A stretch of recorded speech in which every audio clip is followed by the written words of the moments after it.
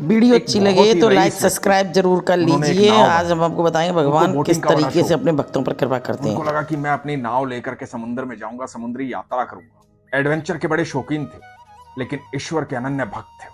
बेहद प्यार करते थे ईश्वर से। घर में वातावरण भक्ति में रहता था। जिंदगी में ईश्वर ने बहुत कुछ दिया था उन्हें, इसलिए हमेशा यही कहते थे, जो कुछ है ईश्वर तेरा ही है। कोई और साथ हो ना हो, लेकिन तू हमेशा मेरे साथ है। इतना प्रेम करते थे। नाव बनकर के तैयार हो गई, समुद्री यात्रा पर निकल पड़े। समुद्र में जाने लगे। बड़ा आनंद आ रहा था। दूर दूर तक समुद्र।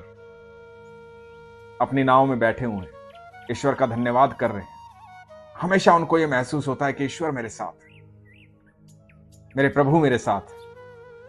कभी अकेलापन महसूस नहीं होता। अचानक से बहुत बड़ा तूफान आता है, नाव टूट जाती है। इन्होंने लाइफ जैकेट पहन रखी थी। नाव टूटने के बाद ये समंदर में कूद जाते हैं और तैरना शुरू कर देते हैं। बहुत देर तैरने के बाद ये एक टापू पर पहुंचते हैं। टापू पर पहुंचकर खुद को संभालते हैं, वहां पर आवाजें देते हैं, और थोड़ी देर बाद इनको एहसास होता है कि यहां कोई भी नहीं, ये अकेले हैं। थोड़ा और आगे बढ़ते हैं, आवाजें देते हैं, कोई है कोई है, लेकिन यहां कोई भी नहीं। परेशान होते हैं, लेकिन तभी याद आता है, मैं किसी को क्यों ढूंढ रहा हूं, किस लिए ढूंढ रहा हूं? हे प्रभु, आप तो मेरे साथ हैं ना, बस आप ही तो चाहिए। समय है, ये भी निकल जाएगा। हर समय निकल जाता है, चाहे दुख का हो चाहे सुख का हो, तो ये समय भी निकल जाएगा। मुझे पता है आप मेरे साथ हैं। कल सुबह होगी, कुछ ना कुछ इंतजाम हो जाएगा। और ये रात्रि वहां पर बिताते हैं। सुबह होती है, इधर उधर देखते हैं, कहीं कोई कुछ भी नहीं है। दूर दूर तक समंदर है और टापू पर कोई भी कहीं भी नहीं है। वहां थोड़ा आगे जाते हैं, पेड़ पौधे लगे हुए हैं, फल दिखाई देते हैं। फल तोड़ते हैं, खाते हैं, भूख मिटाते हैं। ईश्वर से बातें करते जा रहे हैं लगातार कि प्रभु कोई बात नहीं, हम दोनों हैं ना यहां। हो सकता है ये समय इसलिए आया हो कि मैं आपके साथ इस तरह से समय बिता सकूं, एकांत में। कभी समय ही नहीं होता इतनी सारी बातें करने के लिए। अभी आपसे बात करूंगा, आप मेरे साथ हैं ना, मुझे पता है आप मेरे साथ हैं। अपने आप को हौसला देते रहते हैं, तसल्ली देते रहते हैं, ये कह के कि मेरे ईश्वर मेरे साथ है। यही हौसला तो ईश्वर है, यही तसल्ली तो ईश्वर है। जब आप ईश्वर को अपने साथ मान लेते हैं तो जिंदगी में कभी हारते नहीं है, चाहे मुसीबत कितनी भी आ जाए। जो विश्वास करता है उसके साथ ईश्वर हमेशा रहते हैं। तो इनका प्रगाढ़ विश्वास होता है ईश्वर इनके साथ रहते हैं। अब 2 दिन बीत जाते हैं, 3 दिन बीत जाते हैं, कोई रास्ता दिखाई नहीं दे रहा है। कभी कभी शंका होती है, मन घबरा जाता है, डर लगता है, लेकिन फिर मजबूत हो जाते हैं। लगता है कि नहीं, ईश्वर है ना साथ में। मैंने ही तो कहा था प्रभु, आपसे बात करने का समय नहीं मिलता, लेकिन यहां बहुत समय है। तो जो भी काम करते हैं, फल तोड़ने जाते हैं, आओ प्रभु साथ में खाते हैं, आओ प्रभु थोड़ा घूम कर आते हैं। लेकिन आदमी कितनी देर तक ये सब करेगा? कब तक ये सब करेगा? मन कमजोर हो ही जाता है। जैसे ही मन कमजोर होता है, तुरंत आवाज देते हैं, हे ईश्वर, मुझे पता है साथ में हो।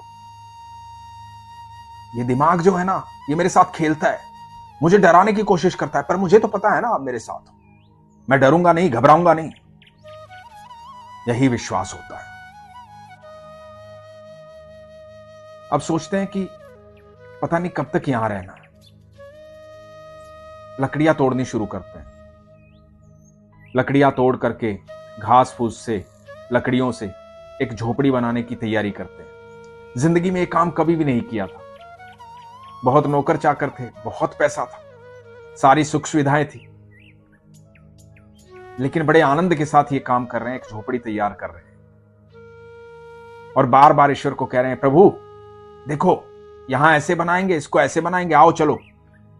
उठाते हैं लकड़ी, चलो, और बड़ी मजबूती के साथ एक झोपड़ी तैयार करते हैं। 2 दिन में वो झोपड़ी तैयार होती है। शाम का समय है, झोपड़ी तैयार हो गई है।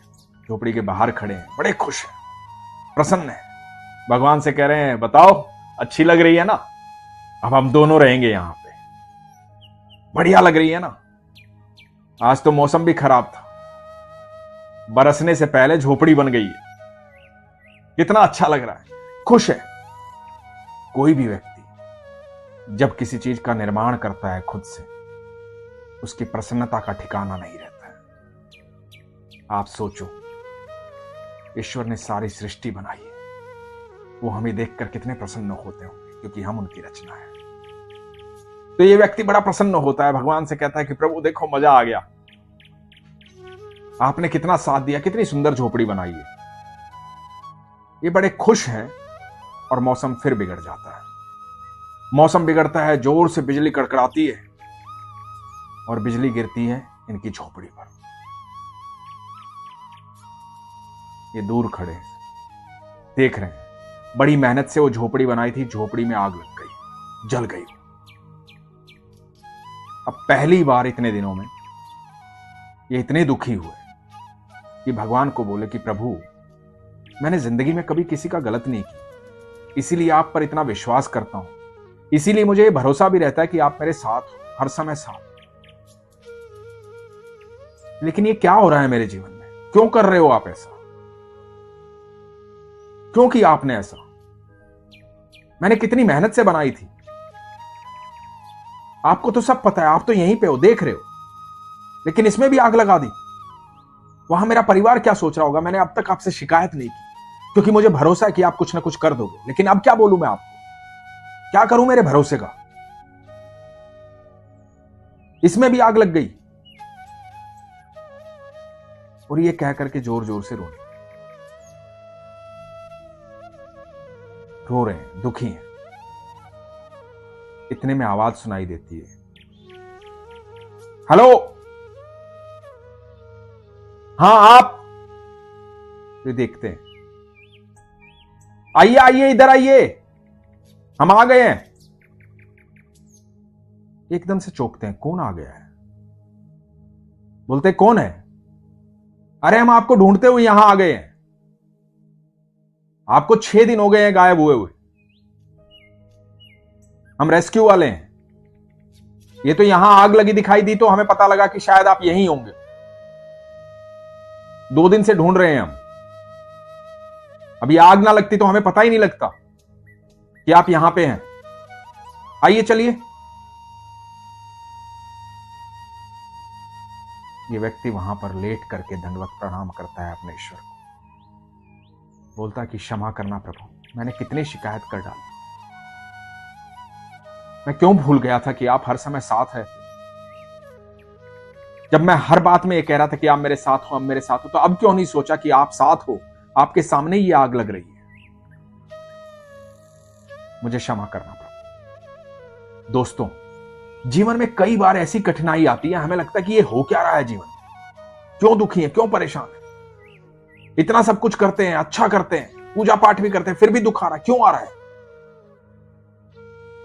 और उस समय हम भगवान से झगड़ा करना शुरू कर देते हैं, ईश्वर से झगड़ा करना शुरू कर देते हैं, नाराज हो जाते हैं, कह देते हैं कि आज के बाद मंदिर नहीं आऊंगा, कह देते हैं कि आज के बाद पूजा पाठ नहीं करूंगा, तेरे व्रत नहीं रखूंगा, ना तेरे पास आना, ना तुझसे बात कर, तू है ही नहीं। लोगों को भी कहना शुरू कर देते हैं, अरे ईश्वर नहीं है, कुछ नहीं है, मैंने बहुत ध्यान दिया है, बहुत पूजा की है, सुनता ही नहीं है वो, कुछ नहीं है। बहुत शिकायतें करते हैं। उस समय भी हमें यह सोचना चाहिए कि जब हम विश्वास कर रहे थे, हम प्रसन्न थे, हम खुश थे, तो जीवन में जो हर घटना घटित हो रही थी वो हमारी खुशी के लिए घटित हो रही थी। तो ये जो दुर्घटना हुई है, जो दुख का समय आया है, मुसीबत का समय आया है, ये उस निर्माण का समय है जहां नई जिंदगी शुरू होगी और ज्यादा खुशी आएगी। कुछ बड़ा होने वाला है, कुछ अच्छा होने वाला है। कुछ भी जब बहुत अच्छा होने वाला होता है ना, उससे पहले भारी दुख आता है, क्योंकि भगवान चाहते हैं कि आप बिल्कुल सुखी रहें, सारे कष्टों को अभी झेल लें, आपको तैयार करते हैं। जब तक वो दुख नहीं आएगा तो सुख के आनंद की अनुभूति नहीं होगी। और आप याद रखना हमेशा, यदि आपने कभी कोई गलत कर्म नहीं किया, आप हमेशा अच्छा कर्म करते हैं, तो आपने किसी भी जन्म में यदि बुरे कर्म किए होंगे तो उसके प्रारब्ध कटवाने में ईश्वर आपकी मदद करेंगे, आपके साथ रहेंगे, यदि आप आज अच्छा कर्म कर रहे हैं। सुबह का भूला शाम को घर आ जाए तो उसे भूला नहीं कहते। यदि कोई गलत कर्म आपसे हो भी गए हैं जीवन में, तो आज से अभी से सुध लीजिए, अपने अच्छे कर्म कीजिए, क्योंकि बुरे कर्मों का फल तो आपको मिलेगा, लेकिन आज यदि आपका विश्वास प्रगाढ़ हो जाएगा तो उनके प्रारब्ध काटने में ईश्वर आपकी मदद करेंगे, आपको सुखी रखेंगे। किसी भी दुर्घटना से, किसी भी ऐसी मुसीबत से घबराइए मत। ये जो मुसीबतें होती हैं ना, ये आपको टेस्ट करती हैं। ये आपको बताती हैं कि आप हमेशा ये कहते हो ना, मेरा तो ईश्वर पर विश्वास है, मेरा तो ईश्वर पर विश्वास है। ये मुसीबतें आपको आकर के चैलेंज करती हैं कि अब बताओ विश्वास है कि नहीं। हमें तब भी उनको बताना है कि हां है विश्वास। मैं तो हमेशा कहता हूं, जब भी दुख आए ना, दुख को सिर्फ एक बात कहना कि आओ, स्वागत है तुम्हारा, आओ चलो कृष्ण से मिलवाता हूं तुम्हें, मेरे ठाकुर बैठे हैं मेरे साथ, आओ मिलवाता हूं तुम्हें। बस इतना कह देना, दुख का पता भी नहीं चलेगा वो कहां चला गया। जैसे जैसे आप कृष्ण कृष्ण कृष्ण कृष्ण बोलेंगे ना, राधा राधा राधा राधा बोलेंगे, जितना आप बोलते चले जाएंगे दुख उतना दूर होता चला जाएगा, उतना दूर होता चला जाएगा। अब देख लो अपना दुख कितना दूर करना है। इसलिए हमेशा कहता हूं, अपने विश्वास को मजबूत रखो, अपना ख्याल रखो। हरे कृष्ण।